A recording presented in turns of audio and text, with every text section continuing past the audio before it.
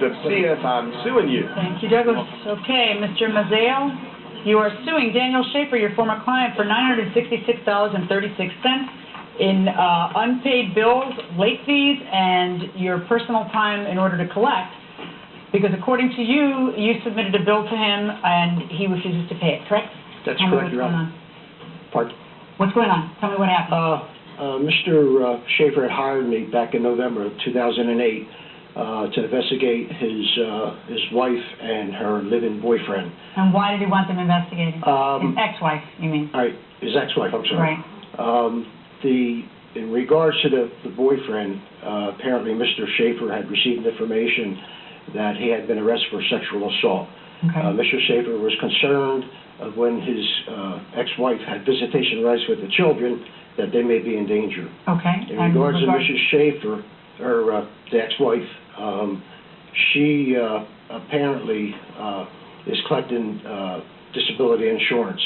Mr. Schaefer advised me they had information there was a possibility. Disability payments. Pardon? She's collecting disability payments, and he had advised you that what, that she might be working? Correct. Okay. And he felt that she was involved with some type of insurance fraud, and he wanted me to check it out, whether or not she was employed or not. Okay. Now, how did you find him to hire him? I looked him up online. Okay. I went online and looked for private detectives in that area. Is that correct? Is that why you hired him? I hired him to check and see if my wife was employed anywhere under the table, because she hadn't paid any child support. We're going through a lot of issues with child support in court. Okay. Are the kids with you? Yes, they are. And then they just have visitation with her? None whatsoever. None at all. All right. And when did that change? Recently? No, nothing's changed at all. It's all still the same. She doesn't pay Okay, so does she have visitation or she doesn't? No. She never did? No. So when he says that you hired him also to find out whether the boyfriend had a sexual assault past because you were concerned when the kids would visit with her, is that true or not true? Yes, it was. Okay, so she didn't have visitation rights, but the kids would visit with her anyway? No, it was set up that if I wanted to allow her visits, but she never made any attempts to get any visits. Okay. So what happened? Is there a written agreement between the two of you, a retainer? Yes, ma'am. I have an investigative agreement. And what kind of qualifications do you have to do what you do? What's your background? I'm a licensed private detective in the state of New Jersey for about 5 years. Prior to that, I've been in law enforcement for 29 years. I retired out of the Cumberland County Prosecutor's Office as a retired captain. Okay. So what happened?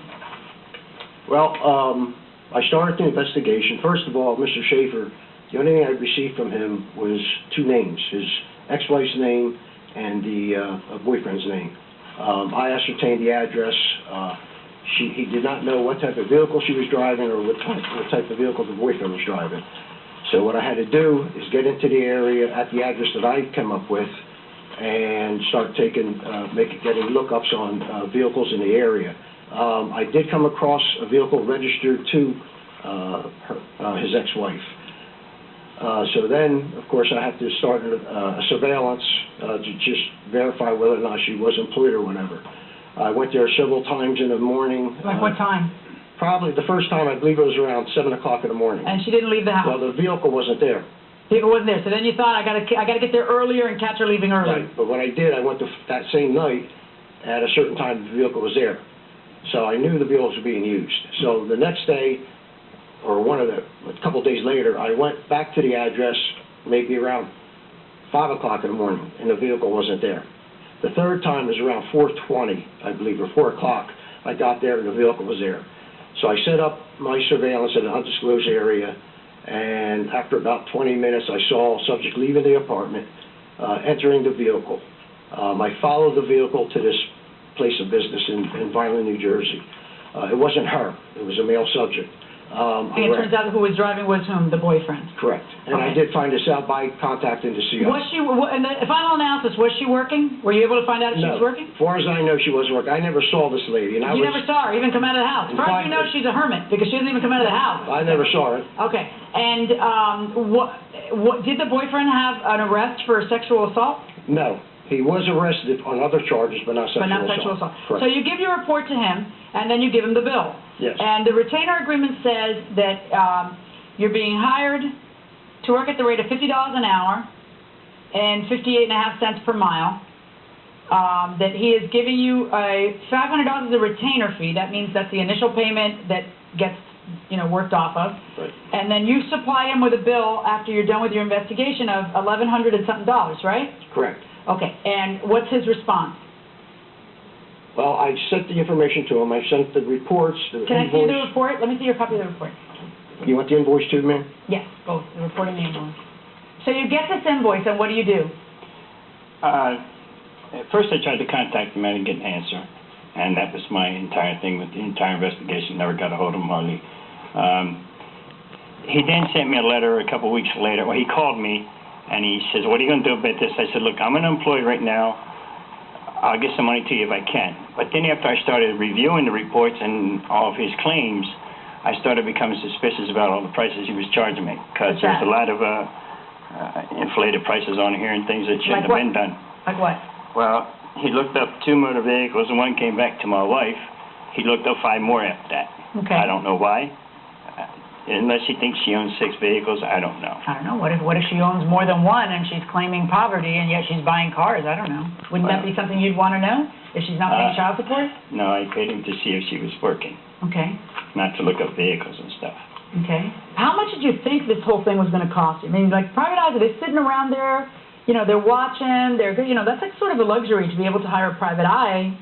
Well, Judge, when we first made our initial contact, he told me, he says, Mr. Schaefer, this could go over 500. I says, I understand. I'm not concerned about that right now. I said, but if we ever reach that point, let me know so we can make a decision at that time whether we should go on or not. I never received a phone call, nothing concerning this is going over 500, so I assumed it was not because of what he was doing.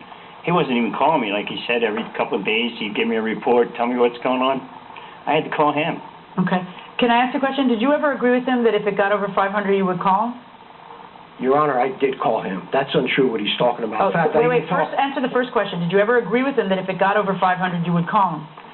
Or did he ever say to you, if it goes over 500, call me? No, he never said that, but I advised him. I normally do this to my customers. I do advise them that if it does exceed the $500, I would let them know. Okay. Or I tell them before that this case is going to probably be more than $500. Okay.